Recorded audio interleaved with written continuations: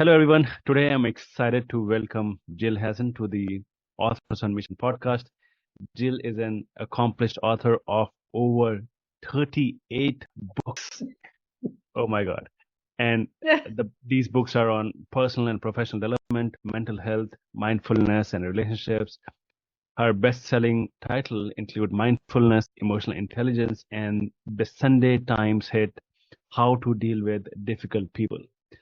In addition to writing, Jill has over 20 years of experience teaching and training on well-being topics.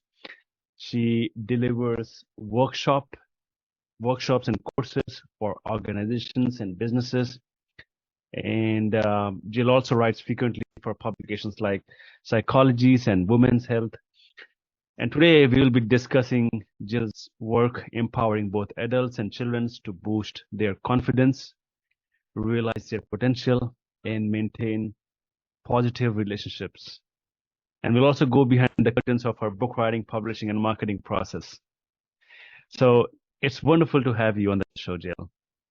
Thank you. Right. So 38 books. I thought that you have published 20 books, but I just got to know before we started the recording that you have published 38 books. So when did you publish your first book? Like which year? Okay, so that was 15 years, 2009. So yeah, what are we, 13, 14 years ago? Yeah. So I would say at one point at my busiest I could write 3 in a year.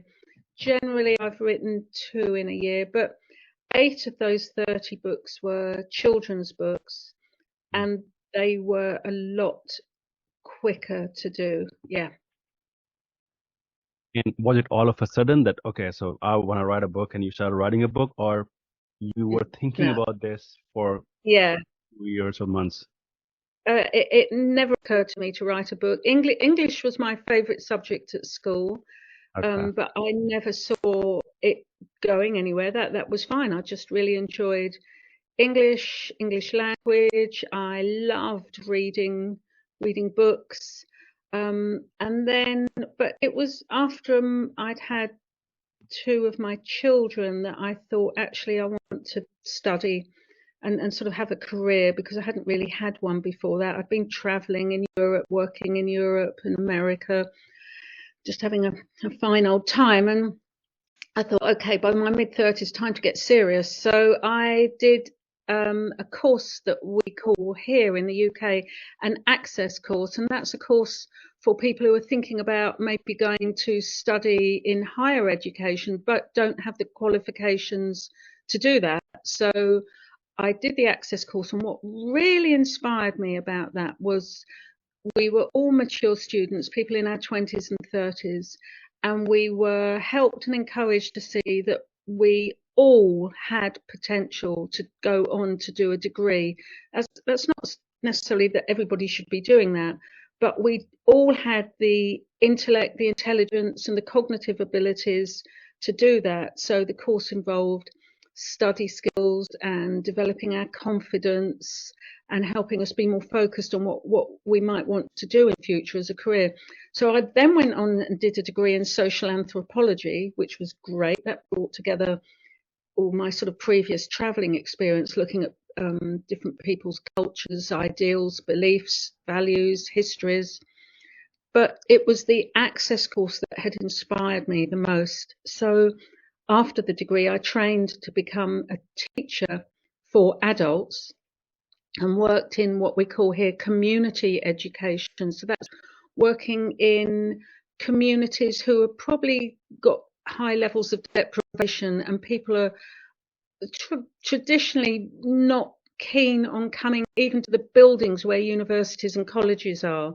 So you take the education out to them, you take courses to them, quite easy entry level courses, again around building confidence, might be child development and childcare that people are interested in, ways into work.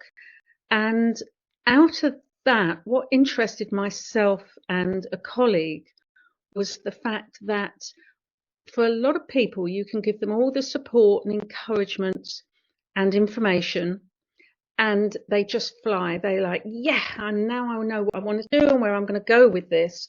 And other people would say, yeah, but this has happened to me in my life and that has happened. And so myself and Sue, my colleague, we were interested in, well, how come then you give people the same information, ideas and encouragement, and some fly and some don't? Well, what's the difference? So we looked at the research around this, and it was around the idea of resilience. So not just bouncing back from difficulties, as a lot of these people had, but also being able to cope during difficulties and challenges. And research showed that you have to have sort of certain things in your life, sort of social and personal attributes. So an ability to see the positive in difficult situations, to have goals, to be able to reach out for support and help, to have, to give other people support and help. There's sort of about 14 of these. They're all based around some work by a professor called Emmy Werner from University of California. And so we thought that absolutely reflects what we're seeing. Those people that fly have a lot of these sort of attributes, and those that don't. So what we need to do is help people develop resilient attributes. And we devised a program for that, and then thought, you know what, there's a book in this. And I just, with no experience whatsoever of publishing, just approached a book publisher, emailed them and said, this is the work myself and my colleague are doing. We think that there's a book in it, a sort of like how to be resilient type of book. Because I'd approached the publishers that I knew would publish these type of books. And to our utter surprise, they said, yes, would be interested, come up to London and talk to us. And that's how we wrote our first book. It didn't sell much, but we weren't interested in that. We were just so excited to write a book and see publishers. And then the publisher said, the editor said, okay, so what else, what do you teach? What is it you do that people most respond to? And we said, oh, that's easy. People love courses and classes on assertive communication. And she said, that's your next book. So we went, okay then. And that one sold. So it took off from there. Got it. Awesome. So how many publishers did you reach out, or you just reach out to one and then they said yes? I just reached out to one. And then, I mean, it sounds like a fairy story, but I looked at, and this is advice I give to lots of people. Yeah. Look for a publisher that's publishing the type of book that you write. So that's the first step. So myself and Sue wrote 2 more books with them, and then we both had separate ideas for books, which was fine. We hadn't fallen out, but we just had different ideas, and they were happy for us to write separately. And then our editor left, and the thing is, I was writing for Pearson, which I didn't realize until we started writing for them, that they're one of the biggest publishers in the world. Had no idea I'd stumbled across huge publishers. And so the next book, I had an idea for a book on mindfulness, but my editor has left, and very often your relationship with the publishers is with your editor. Yeah. And it was sort of difficult to pin someone else down. So I just did exactly the same thing. I went into a bookshop and looked at publishers that published books around personal development. Right. And I thought I found one that was local. It turned out they were an imprint of Wiley, who are huge American publishers. Yeah. And I said, look, I've got this. I see you on your book list. You do not have a book on mindfulness, and I think this is, quite a big thing now. This was 10 years ago, and they went, yeah, actually, we'd like to meet you and talk to you. And then I started writing for Wiley Capstone, and did most of my books actually have been with them, although I have been approached by a couple of other publishers and done things specifically for them, but generally my relationship has been with them all this time. It's actually a really great insight. Like if you are going with a traditional publisher, then going in a bookstore, finding out different books, and specifically in your niche, in your topic, find out who are the list of publishers and find out some local publishers and reach out to them. Like, do you call them or do you email them? Exactly what's the process looks like for you? Well, most publishers, if you go onto their website, they say, if you've got an idea for a book, we're not interested. Don't contact us. You All need right. to go to they say you need to go to an agent. My experience and advice, and I can only go by my own experience and what I've Yeah. learned, is that I think it's probably even harder to find an Agent. agent than it Yeah. is to find a publisher. And so what I do is I mean, I do this with writing for magazines. I do this for anybody and everybody. I'm also a career coach, and this is what I advise people to do in any industry that you want to get into. So, for example, if I wanted to find out who the commissioning editors were in a particular publication, you have to be a detective. I will do things like, just first of all, simply Google commissioning editor for, and then the name of the publisher. And often that will come up, or there will be news in the trade magazine, The Bookseller, saying, Susan Smith, now commissioning editor, has now left this organization, is now with this publication, and she's now the new commissioning editor. So there we go. I've got a name. And then I go on LinkedIn and find that person, and then I message them direct, or I will go to the publishers and look what their generic email address is, and then guess that, let's say it's the person's name, then a dot, then their surname.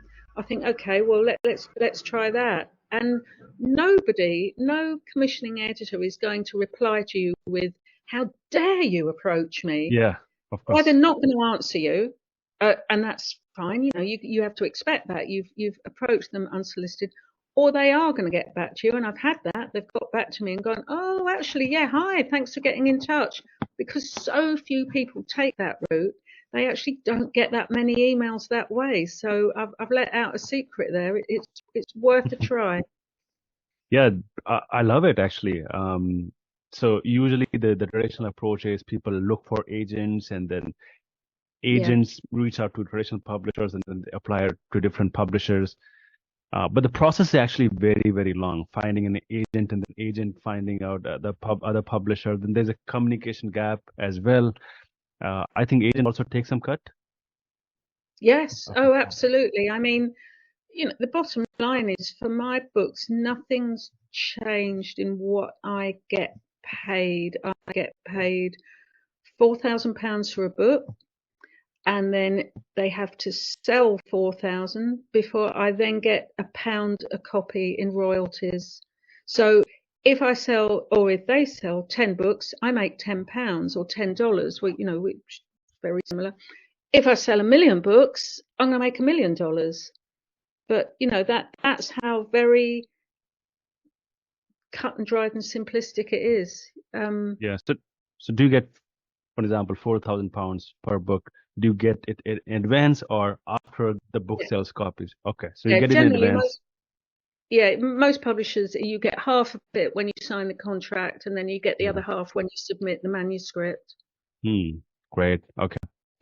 And after £4,000, you get £1 per book, right? Yeah, pretty much. It's sort of 10% of sales. So if the book is $10, £10, I generally get about $1 or a pound per book. So yeah, that obviously in one respect doesn't sound a lot, but as I say, if you sell a million, then not that I've sold a million, but you can see where some of these huge names like J.K. Rowling with the Harry Potter series, for example, is making unbelievable amounts of money.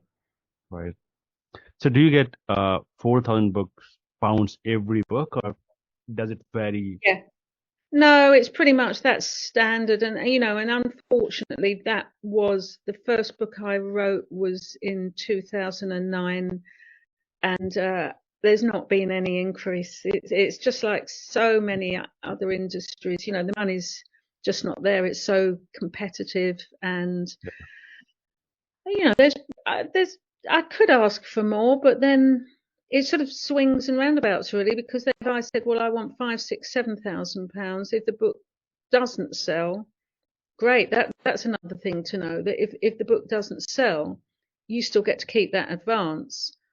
But if the book does sell, you've got to it's got to earn out, as it's called. It's got to earn out its advance. So then I'd have to sell 7,000 copies before, not I would have to, but the publishers would have to sell 7,000 Mm. copies before I would then get royalties. So, and there's no real way of knowing. Obviously, if you Yeah. ask for more Yeah. money and it doesn't sell, you've made money and it's not your problem. They've lost out. Hmm. So, what do you think out of 38 books, how many books actually makes more than 4,000 pounds, and then you start getting royalties after that as well?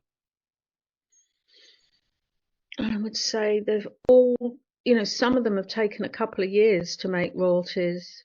My most my most successful one was the Mindfulness Pocket Book, which has over the years, not all at once, over the years Yeah. sold over 100,000.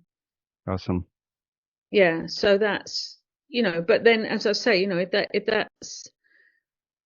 that's over 10 years, obviously that's, 10,000 a year, which is great, but it Yes. doesn't exactly pay the bills. You've got to have other stuff Mm. going on. Yeah. And usually, when do they pay you? Like every year? Every 6 months. No, Every 6 months? it's pretty standard that every 6 months you get paid in September and you get paid in March. Okay, got it. So have you also explored self-publishing, or you just want to stick with traditional publishers? I wouldn't go anywhere near self-publishing, because the only place you're going to be able to put it is on Amazon, and why on earth would your book come up amongst anybody else's? I'm not saying that's not a thing for people to do, but I'm not interested in selling. I'm interested in writing. So Of course. although it's with the most the most active marketing that I've experienced has been with Capstone, who are the imprint of Wiley. So they've been my main publishers. They really go all out to promote my books, to get them into bookshops, because that's the other thing, that's something that I learnt with my very first book with Sue, was that we were told that 97% of books never get onto a bookshelf. True. And I think our more than minds that. were that, and we just were like, what do you mean? And then when you think about how many books are published each year, it's impossible. I mean, and that was Yeah. 12, 13 years ago, and since then more bookshops have closed. So you're entirely reliant on online sales, and either you do your own marketing or you have a publisher, and Capstone have been brilliant at that. They've got me on TV, on radio, on podcasts, on all Great. sorts of things. Awesome. Um, got it. So,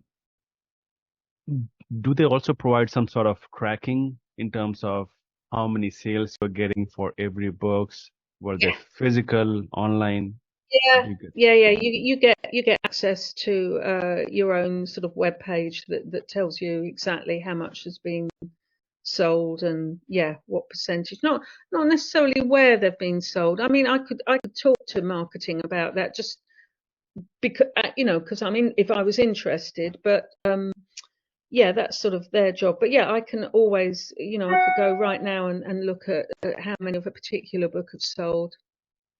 Got it. Okay, perfect. So, what was like out of all of these 38 books? Of course, there's some of the books that were for children's book and some of them for Yeah. adults. What do you think? Which book is the closest to your heart or the most special one for you, and why? Oh, that's an interesting question. Uh, I suppose the ones where I've learnt quite a lot myself. So I've probably written one, two, three, four, 5 books on mindfulness. And with each one, I felt like I learned and understood mindfulness more and more.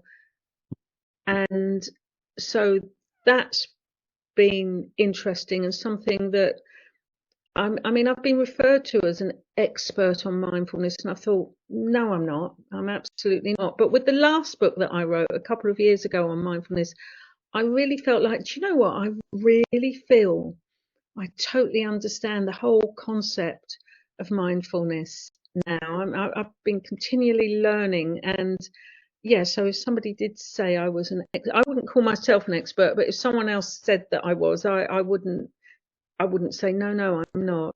So mindfulness, emotional intelligence was something I knew nothing about until I started researching and writing it. I found that really, really interesting. The biggest sort of from mindfulness, I learned about the concept of beginner's mind, which was just like amazing. And from emotional intelligence, I learned that all emotions have a positive intent. And again, that was like, wow. So understanding, unpicking all of those two concepts and understanding those, I found really, yeah, interesting, fascinating. Got it. Okay. And you also talk about confidence a lot, and you've also published some books about confidence.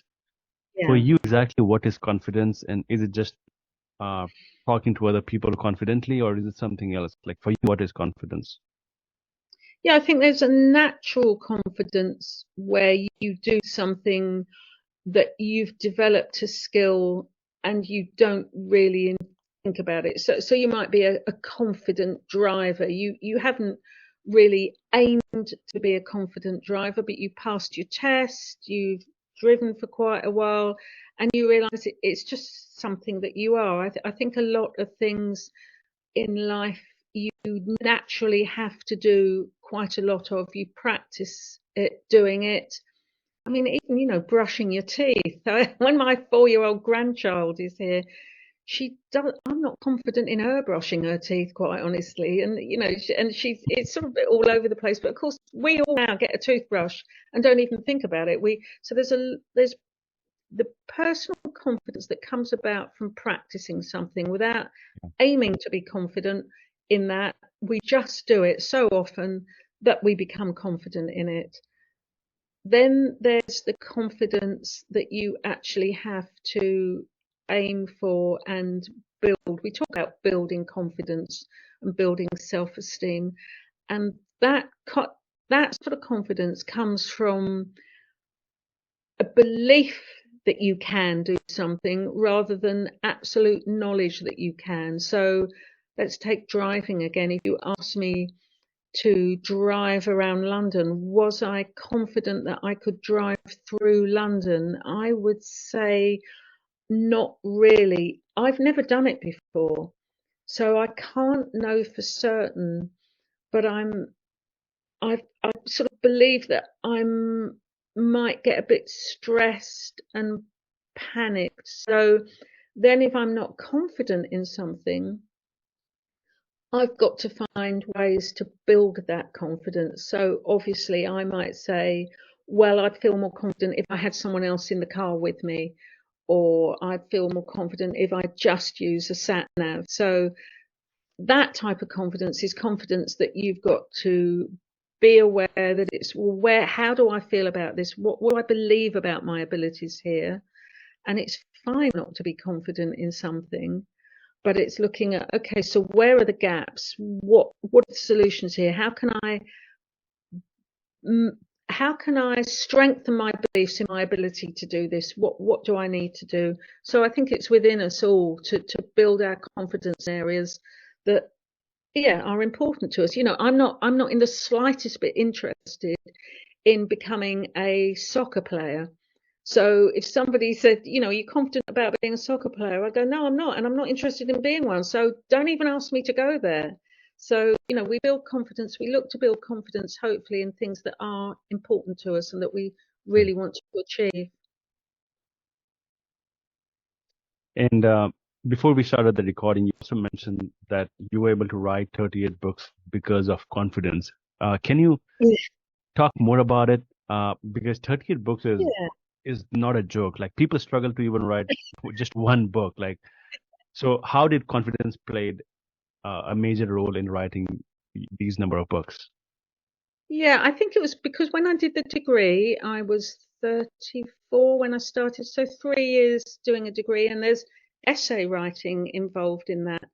So Yeah. English had always been my favorite thing at school. So, I enjoy writing, thinking and writing. But what I recognized was that it wasn't easy. It was a struggle. But it's again about developing skills and strategies that work for you. I learned what type of learner I was, what worked best for me. I'd reflect on, so what went well there with writing that essay, what didn't go so well. I recognized that in order to, I had all my own different ways of doing things. And then when I finished the degree and I actually went back to that university, I was asked to teach study skills.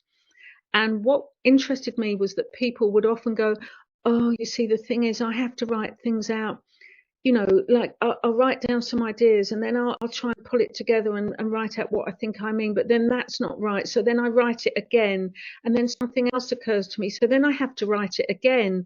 And then finally I write it another time. And, it takes me 5 times. And I say, yeah, well, that's normal. And they go, what? I go, that's part of the process. That's all part of the writing process. And the only difference between me and you is I know that and I accept it. It is a Yeah. pain, yeah. Yeah. But on the other hand, it's the process. But I don't undermine myself and sabotage myself by constantly going, oh, I still haven't got it right. I'm still not sure what I mean. I just think, no, that's okay. It will come to you. Come back to it. So I learned that lots of things, like with research, and again, when I'm researching books, I often read stuff that I think I haven't got a clue what this, I do not understand this. What on earth does this piece of writing mean, or this piece of research? And I can spend ages rather than go, I'm obviously stupid, I don't understand this. I just think it's fine. You're just going to have to try and find ways to unpick this and get your head around what this means. It's not you. It's how someone else has written something that is making it difficult for you to understand.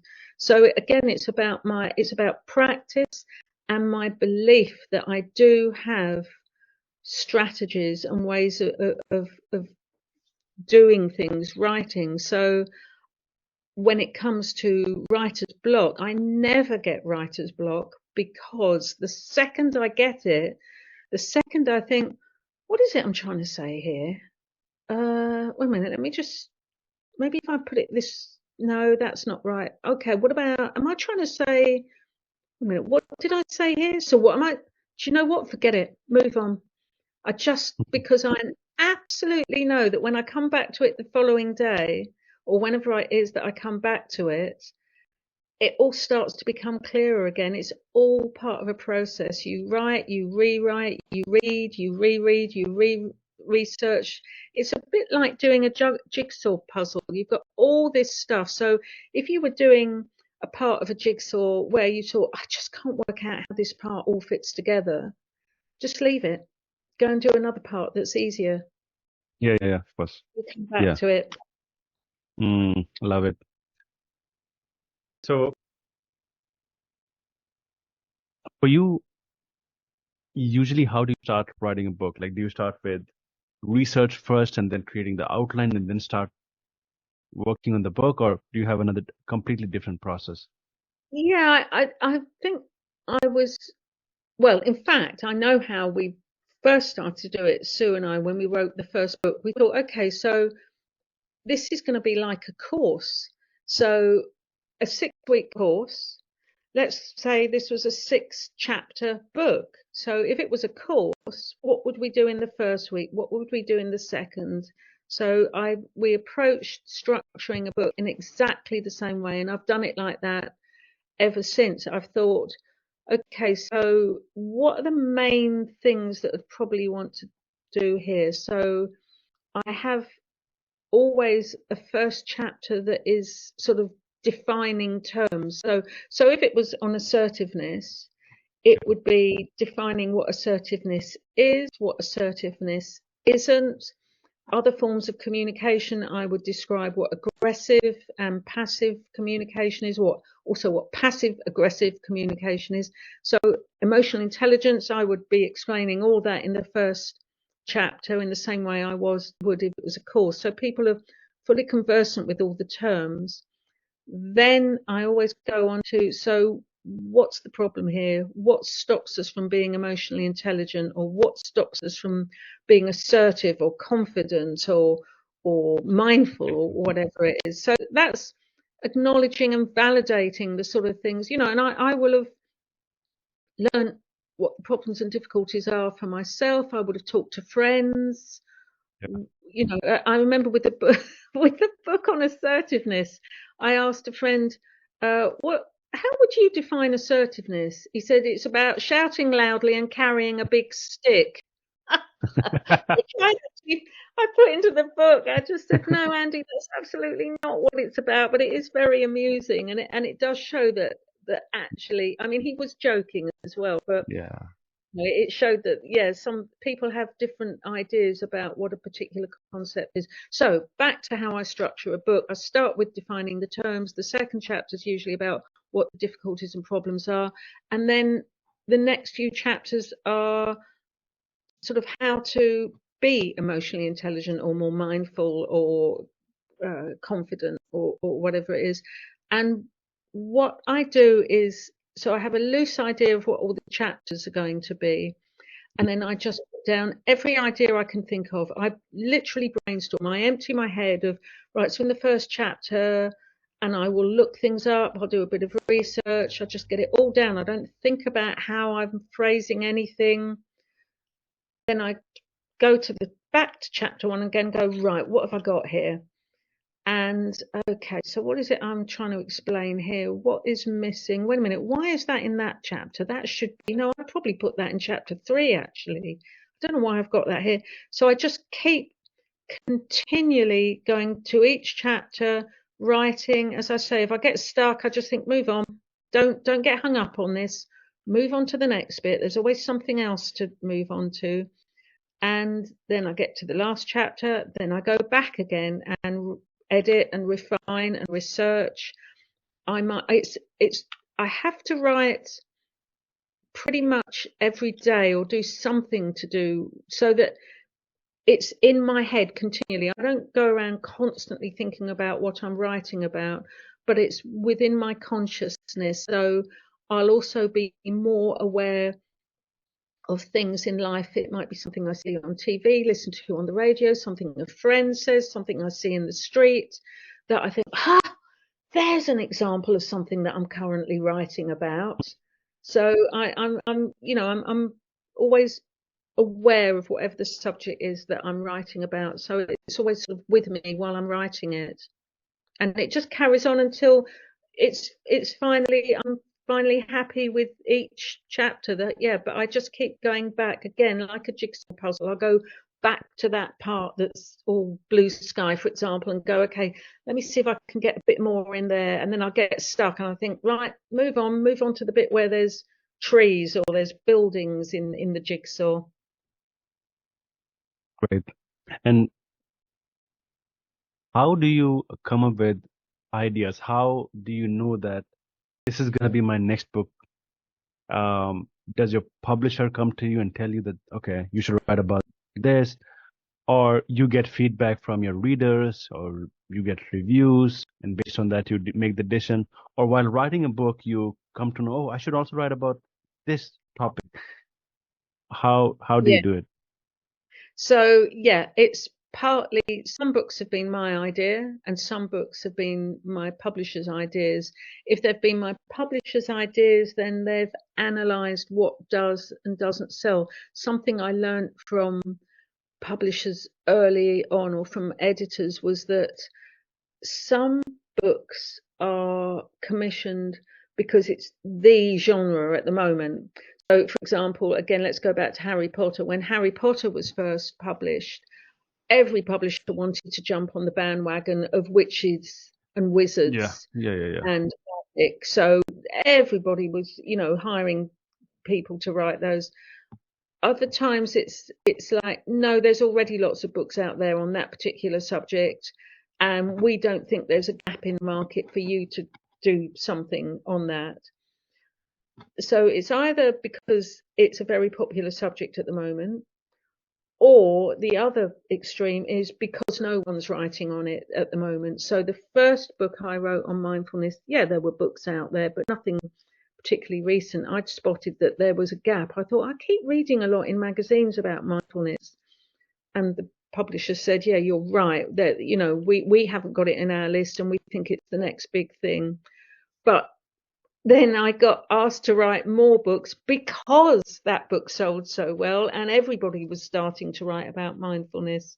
So it's either because it's the subject of the moment, or it's because there's a gap and they realize, hey, hang on, this might be the next big thing, which of course is the same in the music industry. They always want the next big thing. So Yeah. they're hoping that you're going to take you on with something. But yeah, so it's either them or it's me.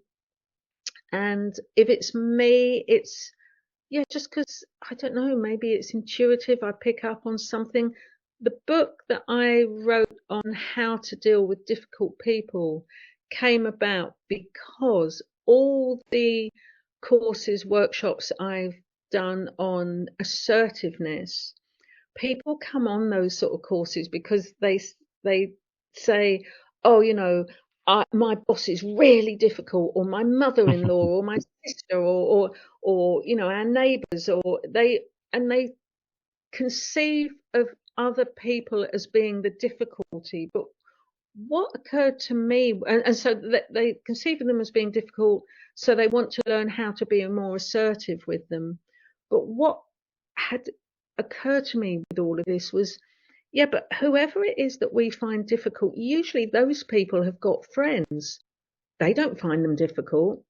Right. So what is it? So actually, maybe the difficulty is with our ability to deal with those particular people. So I said to my editor, I've got an idea for another book. It's going to be called How to Deal with Difficult People, and it's Mm. really going to be another assertiveness book. Yeah. And he said, yeah, but we could call it that. But I went, no, it it will absolutely sell because of the title, How to Deal with Difficult People. I really feel that I've hit on something here. So he relented and went, all right, you can call it that. And it was a Sunday Times bestseller. It sold really well. And whenever I told anyone, people would say, what are you writing at the moment? I go, oh, a book I'm calling How to Deal with Difficult People. Every single person went, oh, well, I'm buying that. My God, you should see my mother-in-law or my manager, or, everyone seemed to have a difficult person in their life. Yeah. I get it. Get it. So do you still do courses and workshops? Yes, I do. I do a lot of, since COVID, well, like, for everybody, COVID changed something in their lives. And so, of course, workshops online during lockdown became a massive thing. And what a Yeah. lot of organizations, training organizations have found is that, it's obviously something that they can, you don't have to be there in person, and they can sell online things all over. So I work for a few organizations that do online workshops. So they're either live or they're recorded. I don't do as much community education anymore because unfortunately in the UK the government's pretty much pulled all the funding from all of that. So it's, the irony is how many people are suffering with mental health problems now, and yet, yeah, they can buy books, they can maybe access help through their doctor, but the sort of courses that would have maybe helped prevent them from even becoming ill in the first place, help them manage better, that all the funding for that has gone. So it's a shame because I really like those courses with local people, 6-week course, the group dynamic, everyone getting to know each other and being supportive and encouraging. But unfortunately, those days have gone. Yeah. And if you were to compare your life before books, like before 2009 and after you have published 38 books, what has changed? Like how your books have impacted your personal and professional life? Um, that's interesting. I like when I was just teaching, that was great. I really enjoyed that. Teaching, when I was teaching and writing, so I was still teaching as well, working in the community, running workshops and classes. That was great because I was working with groups, with people, which I really enjoy, but also having time on my own to think and write. So I enjoyed that balance. Now, uh, yeah, I'm trying to think. Before that, yeah, I suppose my life has been, as I say, in my 20s, I did a lot of traveling. In my 30s, I had children and then studied. So I don't feel that I had a proper career till I was 40. So I started teaching at 40, wrote my first book when I was 50. So I suppose I just see different stages of my life. I sort of don't particularly compare. I'm just very aware that for so many of us, we go through different stages. Life moves on. My children have grown up. I've got grandchildren now. So it's just, yeah, the different stages. Got it.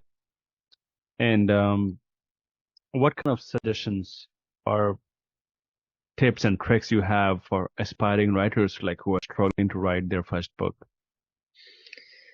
Um, I think no, you've got to look at what other people are writing. Don't try and copy them, but just be inspired by other writers. That's the main thing, and think that if they can do it, so can you. I think share your writing. Don't foist all your writing onto friends who aren't in the slightest bit interested. But join writers groups. That's a really good thing to do. As I said, yeah, approach publishers, try and find commissioning editors. Yes, maybe find an agent, but that's not necessarily the way to go. Know that you get a lot of no's. With the children's books, it took me 2 years to find a publisher for that series. It was not relevant that I was already a published author. It took a long time, and sometimes what you're writing is not quite right. And I've had feedback on that. That's we really liked it, but it's not quite right for us because we've got this agenda here, and so you can't know what is and what isn't going to be right. The other thing that's changed a huge amount in recent years, in the last 5 years, is, and I don't have this, but I have to say I am more at the end of my career than at the beginning, is if you can build a large social media platform, because what publishers are interested in now is that you come with a ready-made market. Yeah, So yeah. if you had 250,000 or more followers for something that you do or write about or whatever your interested is, then what publishers see is that you've already got 250,000 potential buyers of your book. So Right. I mean that unfortunately that's the way publishing is going. It's Mm. hugely competitive, and if you write a book, even if they really like it, they've got to try and find a load of buyers out there. But if they really like it and you've got a An ton of audience. followers, yeah, exactly. Yeah. Got it. So, you, what do you think? What's the main difference between writing books for adults and writing children's book? Like, how do you approach writing these two different genres? I think because the children's books came about because my editor asked me at Capstone asked me to write a book on managing anxiety, and I would say that a lot of the things that I write about I'm not an expert on. I've said this already, Mm. and I'm not an expert on anxiety, although as I say in the beginning of the book, my mum has always been anxious that all her life. So I grew up living with an anxious person, and myself and my sister and my dad would constantly spend our time managing her anxieties. So I had some personal experience, but I had to research it. I'm not a psychotherapist, I'm not a professional mental health worker, so I had to be very careful to find out all the sort of facts and latest information from established organisations, mental health organisations. I spoke to a friend who'd suffered from anxiety a lot. So I did a lot of research. And at the end of it, one of the things I do is I always look at, well, what other books are there out there on what I'm writing about? I just go on Amazon, see what are the bestsellers on that subject. And I saw that there was a best selling book for children on managing anxiety and worry. And it had been published quite a few years before, but was still selling loads. And I thought, that's interesting. I wonder what's so good about that. So I ordered a copy, read it, and thought, there's information in there and ideas and suggestions that I actually just wouldn't agree with. And I have had 3 kids. I've had training around child development and child psychology. I used to teach a Yeah. lot of that. And I thought, no, I reckon now that I know a lot from having written the book on anxiety for adults, I reckon I could dash off a book on managing anxiety for children easily. And I literally did it in a week. I mean, it's only about, how many words would it be? I don't know. Oh, 500 words, 1,000 words at the most. It's very different from a 45,000 word book for Yeah. adults. So it was more of a personal project and I gave it to 2 nieces, one who has children and one who is a teacher. I said, what do you think of this? Be honest. And Mhm. they both said, oh, you've got some great ideas and approaches there. So Mhm.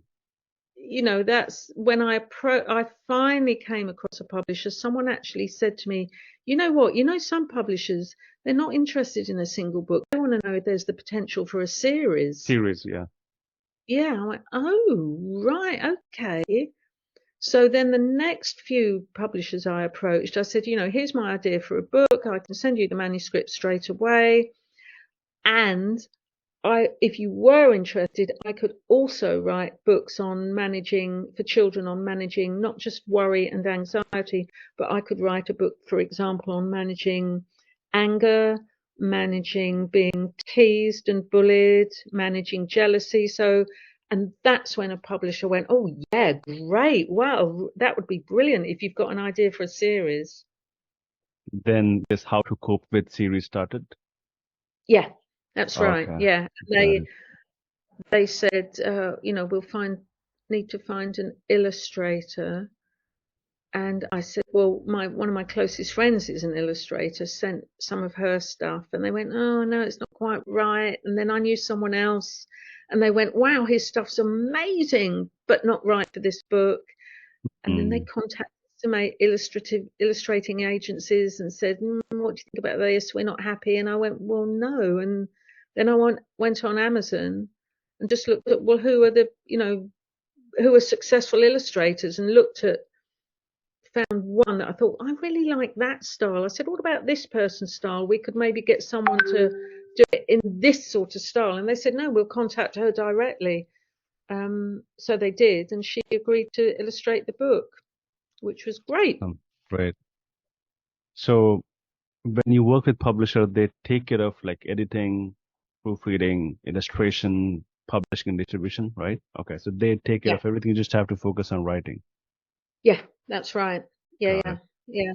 So and that's what I enjoyed doing. With the marketing, as I think I've said, that if my my publisher Capstone would say, "Oh, we've set up this interview for you," or "Would you write this article for this magazine?" and they're going to mention your book at the end of it. So I'm happy to do all of that if I'm asked, but I don't want to be the one that's trying to find all those sort of marketing opportunities. Do you also like have you ever got contacted by some of your readers saying maybe thank you emails or messages? Like, Oh yeah, yeah, I've had some most touching, tell me about it. wonderful, lovely. Yeah, well, one of them, for example, that I remember very clearly is a young man who was a jockey for, horse racing, and I think he was only about 19, and he wrote to tell me that he'd had a fall and it had knocked him back. He was physically injured. It had totally knocked his confidence. Mhm. Um, but then someone had bought him one of my books on positive thinking, and he said it absolutely changed everything. And he's literally back in the saddle and was, becoming a successful horse racing jockey. That one really stood out to me. Others, Special. yeah, because I was just like, wow, that never even occurred to me that, that you just don't know who's reading your books, but Yeah. people from all over the world. I get one or two emails a month.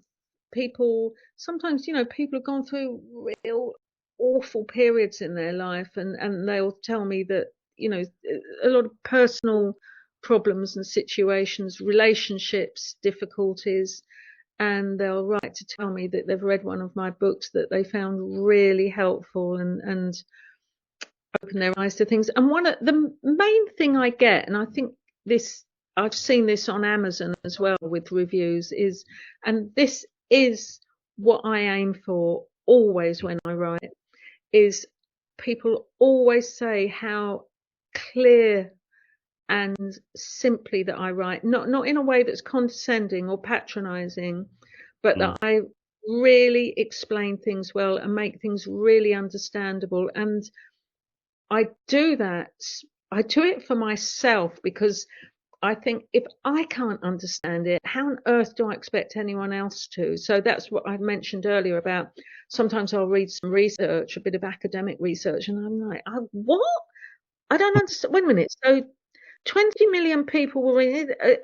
Yeah, but how? So I think it's because I struggled at school in different areas.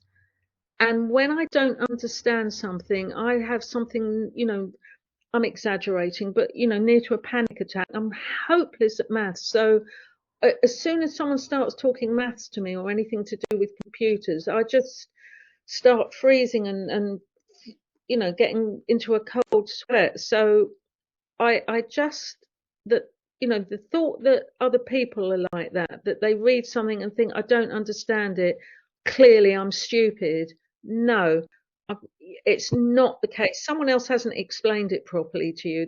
That's the thing, or they haven't learnt something about you that's helped them to explain it more clearly to you. Maybe someone else would understand it, but so that's been my real thing, is to explain things clearly and simply, and that's the, as well as being helpful to people, the main thing that people say to me is, oh, you explain things so clearly. You've explained something to me in a book that I've never understood before, and now I totally Mm. get it. And we've also experienced this in, for example, when we are studying in high school and some of the subjects we hate. We don't hate those subjects because of the subject. We hate it because of the teacher, like who's teaching it, Yeah, and he's yeah, and that's the true. and he's teaching it such a way that it makes it so boring that we don't wanna Yeah, go through that. But then suddenly, when you move to the next class or another class, and you get a yeah, new teacher and they explain it in so easy to understand way, you get to say, oh my absolutely. God, this is Yeah, like this is really interesting. Like I've also experienced it, and same goes with the books as well, and the research paper. Like they're designed it in such a way that it is not for normal people. That's why yeah, authors like you, like who simplify it and write it in such a way that it can be accessible to people like us, like normal readers, yeah, right? yeah.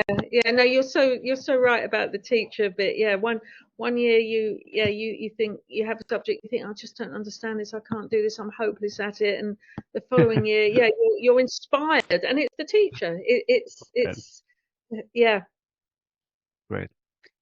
Awesome. So, Jill, it was so great chatting with you. I have learned so many things from you, especially like how to reach out to traditional publishers, how to get traditional publishing deal. You shared some strategies, some secrets, like how you go to bookstores and find their email address and how you reach out to them. I think our listeners are gonna get so much value out of this show. So thank you so much for sharing all of those secrets, those tips and tricks for the aspiring authors. And thank you so Thank you, much for, Vikram.